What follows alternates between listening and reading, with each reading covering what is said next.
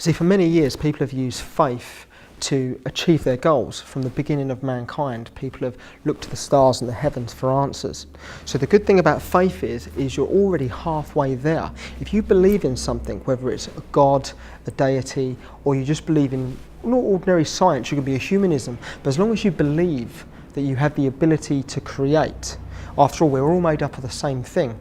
We're all made up of energy. Now, for years, science and religion were antagonistic, and they were perceived that way. One looked through the lens of science, the other one looked through the lens of faith. And if you point them together, now you find that one studying the cause, one study the effect. Religion and science aren't antagonistic anymore. In fact, a lot of top scientists around the world today are actually looking at the idea of the universe being created by a creator or a universal intelligence. So another amazing thing is a lot of the answers have been written from thousands of years ago, from Christ. 2018 years ago, his answers and questions follow in with the law of attraction today and positive thinking, which a lot of great teachers teach today. For example, if you believe something and you want to achieve it, it's there. Ask, believe, receive was written over 2,000 years ago by Jesus. So be merciful just as your Father's merciful. Don't pass judgment and you won't be judged, and give, and by the standard of measure you give, it will be dealt back to you in return. Now that's a powerful message, because by giving is when you truly do receive, by helping others.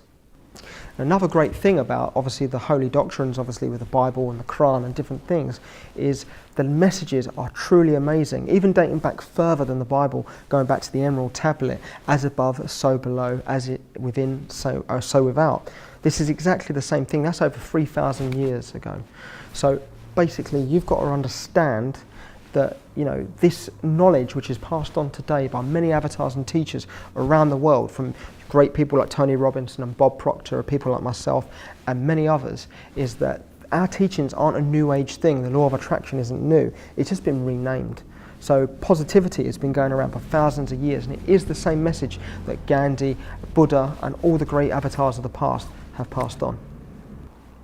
I think the main reason a lot of people have left churches and their faiths is more because of the strict rules that have been guided to them by the church itself, not by Christ, not by Muhammad or Allah, not by Moses, not by any of the old doctrines and any of the faiths. I find that a lot of people have been put off of religion purely because of the stigma of church and like the rules you have to follow, where really you can follow Christ wherever, whether it's in a church, whether it's in your house, whether you're at work and you're thinking to yourself in your own sanctuary. You can find your faith wherever. So positivity is a big part of faith.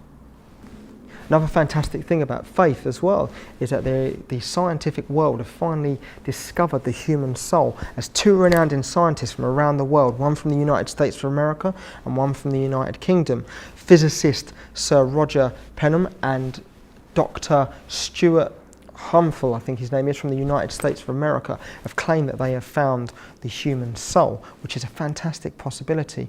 Also, there is also a famous Russian photographer who has said that he has caught the human soul leaving the body at the moment of death.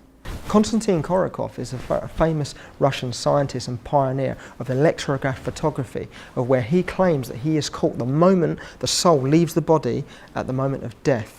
In 2013, he discovered this when he managed to capture an image of the soul leaving the human body. Since then, there's been many reports, although some people have been skeptical and said that they are fake. Around the world, there's been CCTV where in hospitals, people at the moment of death, apparently something seems that it has left the body. Whether that is true or not, we do not know. But what we do know is that Konstantin has captured something which does look like the soul leaving the body.